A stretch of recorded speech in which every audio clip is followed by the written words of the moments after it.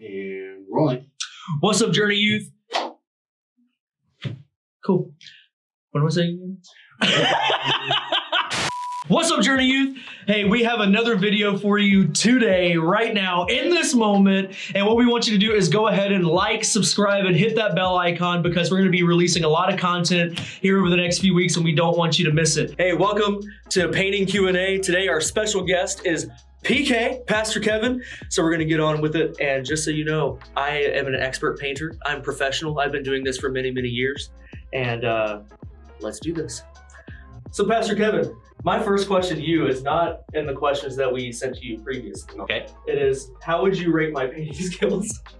I'm gonna have to wait till after I see it to answer that question.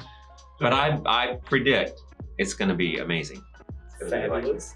So we have, we've been sending out several texts, or not texts, but Insta story posts of asking our students to if they could ask you any question that they could, like what would that question be? And so one person said, what is your favorite food, board game, sport, and TV show? So they kind of cheated and wanted 4 questions in one. So you don't have to answer all of them unless you just feel so led of the Spirit to do that. But what is your favorite food, board game, sport, and TV show? So my favorite food would be Italian food, anything my wife makes since she's Italian. But other than that, it would just have to be a regular taco. That's my favorite food. Board game, so I'm a card player, so that's not really boards, but I love cards, but I like the game Risk, where you try to take over the world with all these armies. So when I have my phone, I have it on my phone too, so when I'm stressed, I just like pull out a little Risk game and play that. So can you play other people in Risk? Yeah, you can. Would you ever consider playing me? I would. So I don't know if I should say this, but my favorite TV show, my go-to TV show, is Criminal Minds. Oh. So, so my favorite sport is only because of my favorite team. I didn't really have a favorite sport, but my favorite team is the Kansas City Chiefs, which is a good team to be for right now. I have never mixed paint in my life, so this is great, and I don't know what I'm doing. So anyway, so very cool. So another question, how are you so tall? So I was tall from the start. So I was almost 2 feet tall when I was born. So I had a head start. So I don't know if my mom appreciated that because I was probably kind of a struggle for her. But yeah, that's how I'm tall. So my uncles are all 6'5", 6'6", 6'4". Wow. So I got it from them. That's how. If I start laughing, it's because I don't know what I'm doing.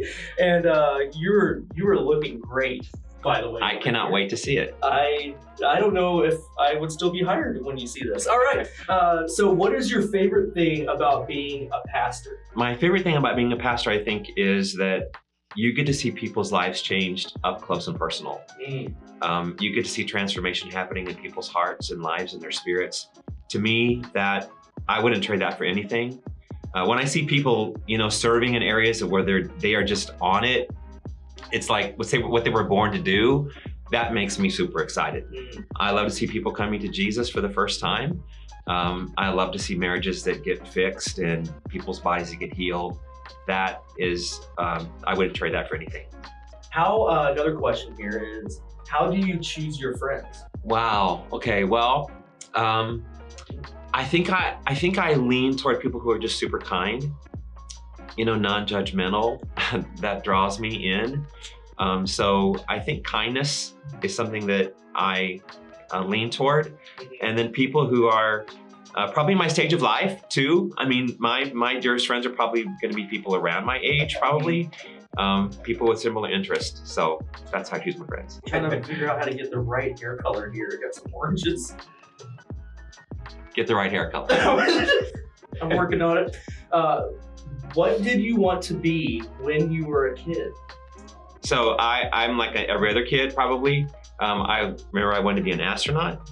I wanted to be the president. I wanted to be the vice president. I wanted to be the president. Right. And then as I got older, really, I wanted to be an author. I wanted to write books and all that. So that's what I wanted to be. Ooh, this is a great one. This is actually something that I would be interested in. Do you pick out your Sunday outfits, or does Pastor Jolene pick them out for you? So That is 100% me. That is Hey-o. all me. Although, you know, I've come out of the bedroom on certain Sunday mornings and Jolene will say, is that what you're wearing to church today? I say, yeah, that's what I'm wearing. So that's all me. That is awesome. Let's see. Who is the coolest person that you have ever met? I met a couple of movie stars like Brad Pitt. What? He's kind of cool. But I would say for like today, the coolest person that I know, like just in our church. Are you ready? I am ready. 2 people. Okay. I just have to say these 2 people. They're like, there's nobody cooler than these 2 people. It's got to be Eric and Lacey Reyes. Oh, for sure. Gotta be the We love you, Eric and Lacey. They're actually trying to train me how to roll my R's. Oh yeah, sure. Yeah, I can't. I Got just it. sound like Chewbacca. I'm like, red. It's terrible.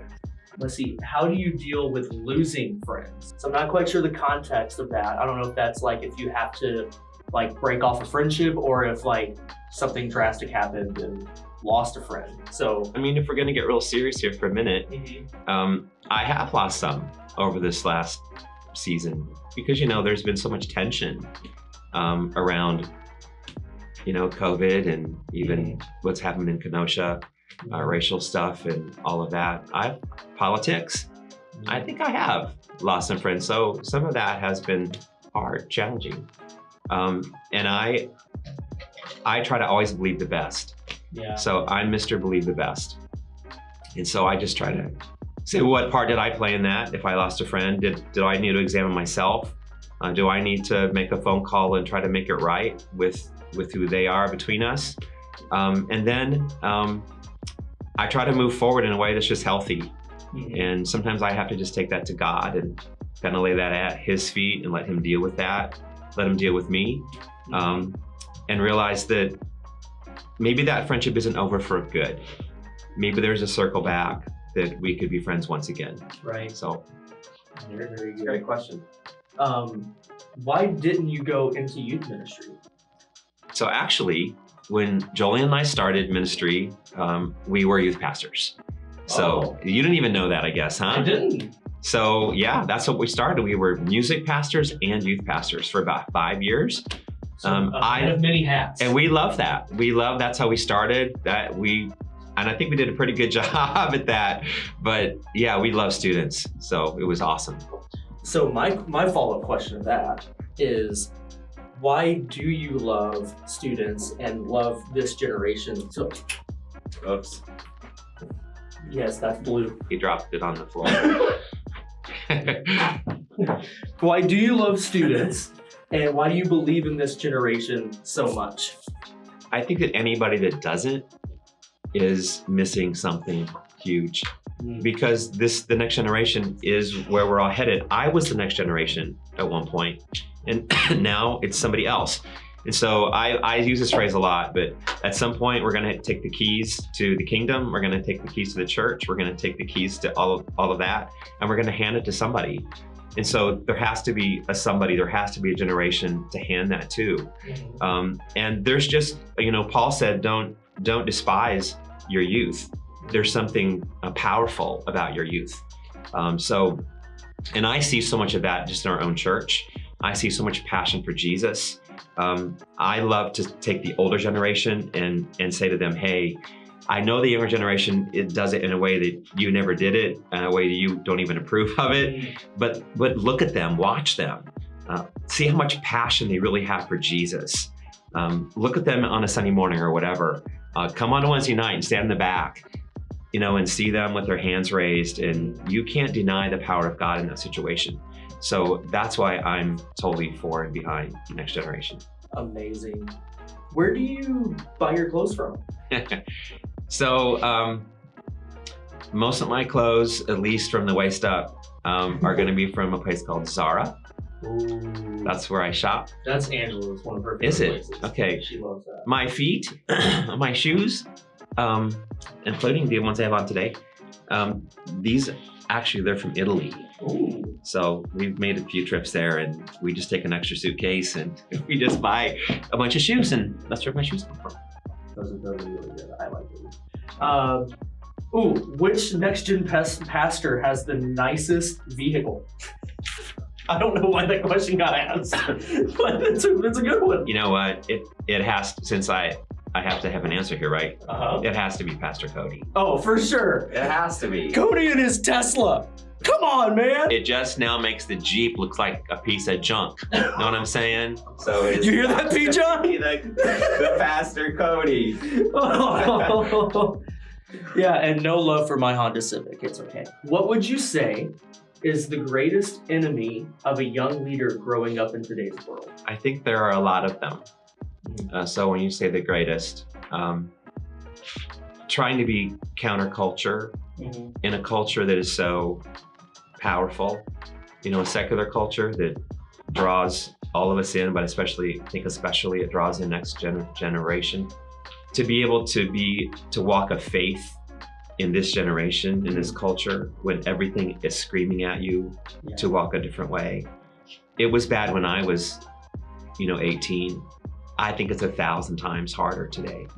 And so when I see young people following Jesus and walking against the wind, really, that inspires me. Like I can't describe to you how much it inspires me, because I know how hard it is today. And every single thing that you bump up against in the world is telling you go the other direction. And there's courage and there's passion to walk into that storm, holding the banner of Jesus high. I mean, that is almost miraculous to me. So I think setting your sails against the culture is probably that's the biggest enemy, is the culture. Very, very good. And I think that will be our last question. And so I'm going to give you an opportunity as I'm finishing up here. All right. As I'm finishing up here. Are you almost finished? I am almost finished. Okay. And I do expect this to be framed in your office. We can do the framing for you. Stay tuned. Stay tuned. Do you have any questions for me? So on this line, how can I, as a pastor, a man, my age and my generation, how can I minister to your generation? How can I be better for you? How can I be more relevant to what you need? And tell me that. Oh man, and not to fluff you up, but you do an incredible job already. I think honestly, continue doing what you're doing. Being a part of random acts of humor with us. I would say with our students, continuing to, when you preach on the weekends, not just preach to the folks that you're used to, but also the crew to the left that's maybe a little rowdy and all that. But because we respect you, we adore you and Pastor Jolene. And I would say keep doing what you're doing and continue to believe in us. And I think this generation doesn't hear that enough, just in general, from adults. I think as a millennial, I'm not even in Gen Z, how many times people are like, oh, you're just a millennial, and saying all that. And I can't imagine how a Gen Z student could feel like that right now. Right. So I think just constantly saying, I believe in you, there's hope. I think oftentimes Gen Z hears that there's no hope for them. And there is, and we believe in that. And so that would be my answer to that question, of continue doing what you're doing and just continue to encourage and build up a generation that desperately needs it. Awesome. So, all right. So here we go. Are you ready? No. Because I'm not ready either. But I worked really hard on this, like extremely hard, because I'm a professional painter. Kevin, are you ready? Yes, I can't wait. Just for you, PK. Love it. It is like the spitting image. It's a splitting image. The yellow face and everything. So. I'm so proud. I don't know if I could have done any better at this, multitasking while asking conversations and painting, of which, I even wore my paint shirt. Like, I did not paint the shirt, but it looks like it did. The hair isn't too bad. I see the shirt. I see that. You do have blue eyes, right? I do. Oh. Yeah. I I don't know if that my neck is that long, but that's kind of frightening. But otherwise, yeah, I probably could have fixed that, but the line was already that is a there. long neck, man. And apparently you only got a tan on your neck. Well done. So, Pastor Kevin, thank you for your time today. Journey Youth, pray for me that I still have a job. We love you guys. Hey guys, thanks for joining us today. Again, don't forget to like, subscribe, hit that bell icon. And if you want to, you can share this video as well, because there's nothing better than sharing my wonderful artwork across the social media channels. Anyway, we love you guys. We have more content coming out soon. And if you want a fresh painting of yourself, then by all means, in the comments below, just say, paint me. See ya!